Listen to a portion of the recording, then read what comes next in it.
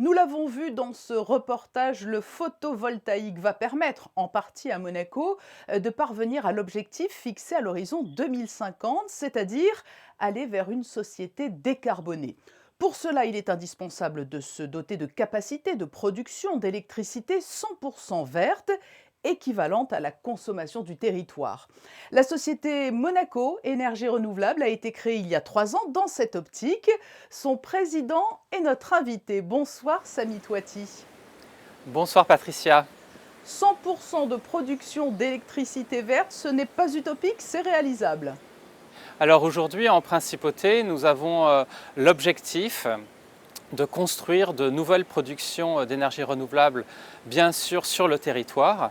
Mais pour couvrir 100% de nos besoins en électricité, nous avons aussi besoin de regarder les opportunités d'investissement et de développement à l'extérieur de la Principauté et notamment chez notre voisin français. Oui, parce que l'exiguïté du territoire ne sera pas un frein. On peut aller hors les frontières, hein. Alors bien sûr, notre priorité avant tout, c'est de développer nos propres énergies en Principauté, mais nous savons, avec le cadastre solaire que nous avons lancé, que par exemple sur le solaire, nous ne pourrons pas couvrir l'intégralité de nos besoins si nous n'allons pas chercher des investissements au-delà de nos frontières, et c'est le but que s'est fixé Monaco Énergie Renouvelable.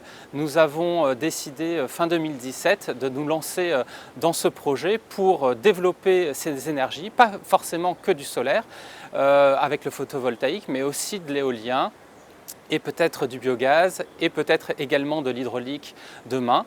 Oui, Et nous alors avons justement, nous allons détailler ensemble les solutions qui s'offrent à Monaco Énergie Renouvelable.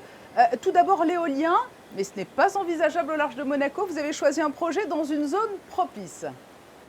Tout à fait. Nous avons eu une opportunité puisque nous étions en contact avec un développeur allemand qui s'appelle AboWind, qui est un acteur de référence dans ce domaine-là, qui avait développé 3 parcs éoliens, 2 en Charente et une en Côte d'Armor, dans une zone très ventée, qui permettra effectivement d'accroître notre couverture sur nos consommations électriques avec ces nouveaux parcs dont nous avons fait l'acquisition à la toute fin de l'été.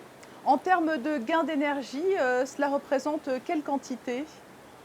Alors, en fait, il faut se souvenir que début 2018, nous avons fait d'abord l'acquisition de 8 parcs photovoltaïques en France, qui étaient déjà en service depuis 2014. Puis nous avons développé en partenariat avec Engie Green 2 autres parcs photovoltaïques. Et avec ces 3 nouveaux parcs éoliens que nous avons acquis donc à la fin de l'été, nous arrivons à couvrir aujourd'hui 25% de la consommation électrique de la Principauté. Quand va débuter la production par ces éoliennes? Alors, les mises en service de ces éoliennes sont prévues entre décembre et le mois de mars de l'année prochaine et ils seront totalement opérationnels dès cette date. Quelles sont les autres pistes de production d'énergie propre? Alors, vous avez esquissé un début de réponse en parlant notamment, je crois, de l'hydraulique. Nous regardons d'autres sources d'énergie renouvelable comme l'hydraulique. C'est un petit peu plus compliqué, ça met du temps pour développer un projet de cette nature-là et nous cherchons des partenaires également dans ce secteur.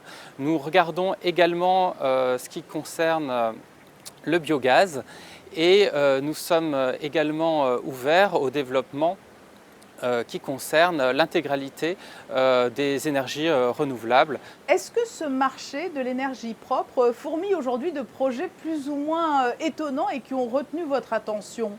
Oui, nous étudions les pistes, mais nous nous concentrons sur des investissements sérieux avec une certaine sécurité, puisque le but de Monaco Énergie Renouvelable, avec cette couverture à 100% de nos besoins en électricité, c'est surtout non seulement de participer à la transition énergétique, mais c'est aussi à l'avenir de créer une indépendance tarifaire et énergétique, dans le sens où aujourd'hui, si vous voulez, quand la Principauté s'approvisionne en électricité et en achète en France, elle est soumise aux aléas du marché. Et demain, avec ces outils de production, nous souhaitons créer une couverture contre cette volatilité des prix.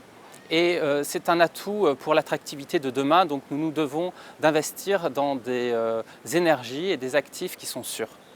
Et avec en toile de fond, vous l'avez dit, 25% très prochainement, 50% en 2025 et 100% de production d'électricité verte en 2050. C'est l'objectif affiché à Monaco. Merci Samy Touati d'être venu nous éclairer sur la question. Merci Patricia, bonne soirée.